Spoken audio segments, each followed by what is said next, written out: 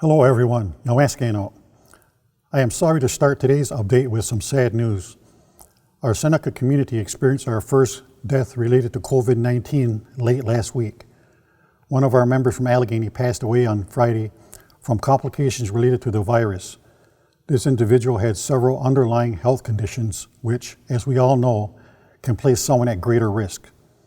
While I don't want to publicly announce this person's name without their family's consent, I do ask that you keep them and their family in your thoughts during this very difficult time. We know their spirit will remain with the Seneca Nation forever. While our nation mourns his death, we are encouraged that there have not been any new COVID-19 cases reported in our community, nor do we have any new possible cases under investigation. Those individuals who were previously under investigation have all been cleared to return to work. That is great news for our community.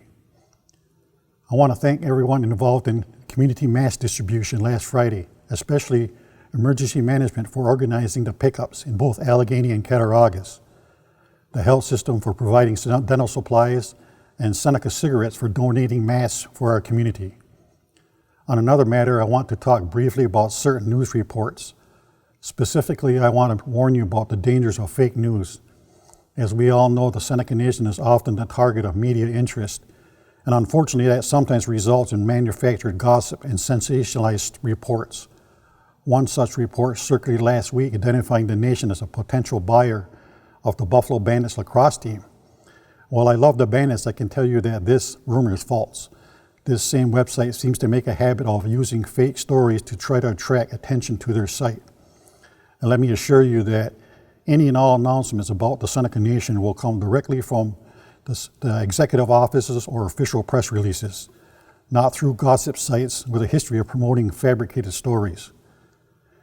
There were other reports over the weekend about demolition activity on Perry Street in Buffalo, across from our Buffalo Creek Casino. The nation successfully returned this land to Seneca territory earlier this year, and we began demolishing the building before the COVID outbreak. We are currently completing demolition for health and safety reasons. The nation will make an official announcement of our plans for the property in the near future. Suffice it to say, we are always looking for new economic opportunities in order to provide for our future generations. Our need to do so has been underscored by the COVID pandemic, and as the COVID threat shows some signs of passing, the nation is giving careful thought to our options for reopening our business enterprises. As I said before, we will not rush, but we will act to restart our economy as quickly, safely, and responsibly as the situation allows. I'd like to conclude today's message with a special word for our many athletes. Many winter sports saw their seasons end abruptly, and those who participate in spring sports have watched their hopes for a new season slowly fade away. This applies not only to our school teams, but to organizations like the North American Minors Lacrosse Association, various tournaments, and other competitions as well. We understand how disappointing this must be, but don't let this situation discourage you.